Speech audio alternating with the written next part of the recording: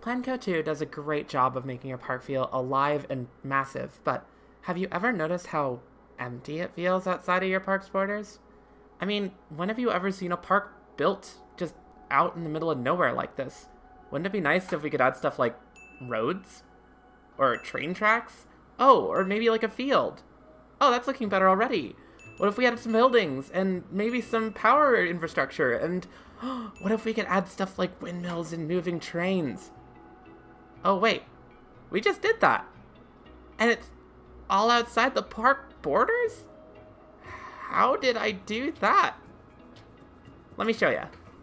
So first things first, we're going to grab any piece of non-gridded scenery. You can use whatever you want, but I like the little fish guy. He's very friend-shaped. You'll go ahead and enter Advanced Move, which is X on your keyboard, and when you go to the border, you'll realize, yep, it's not being placed, but keep going, and hey, look at that! You can place it. When I first read about this on Reddit, I remember reading that it was only for non-grid scenery, but I did a little experimenting, and as it turns out, you can also put grid scenery out there, so let's give our fish buddy, the opposite of him, a very gray and very boring wall.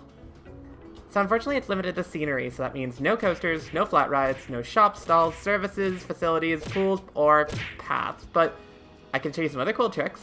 So let's head back outside, and what if we wanted to go a little further?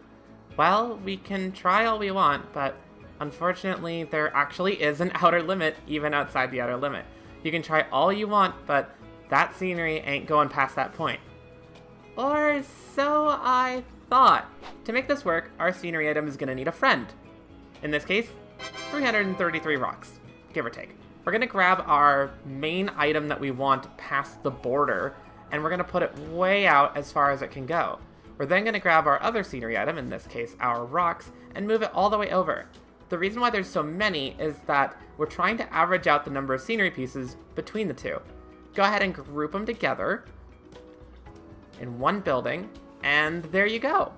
This works because it's not measuring where the scenery is, it's measuring where the movement gizmo is. So play around with it, and there you go.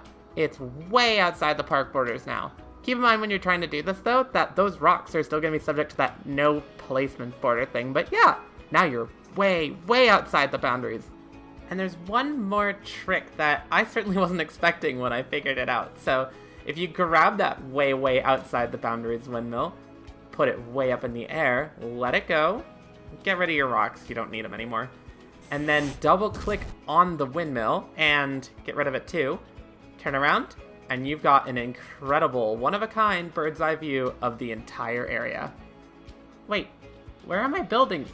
Did the eels steal them again? Well, thanks for watching. I'm sorry it took me so long to make another one of these, and thanks for the amazing feedback on the first one. I hope Frontier never patches this. Like, this is one of the coolest features, because I can't think of another theme park game that lets you, like, build outside the boundaries, and I think the potential for, like, resort areas, towns, and all that is pretty huge. Goes a long way to making the map feel more varied, too. Anyway, thank y'all for watching again, and I'll see you in the next one. Take care.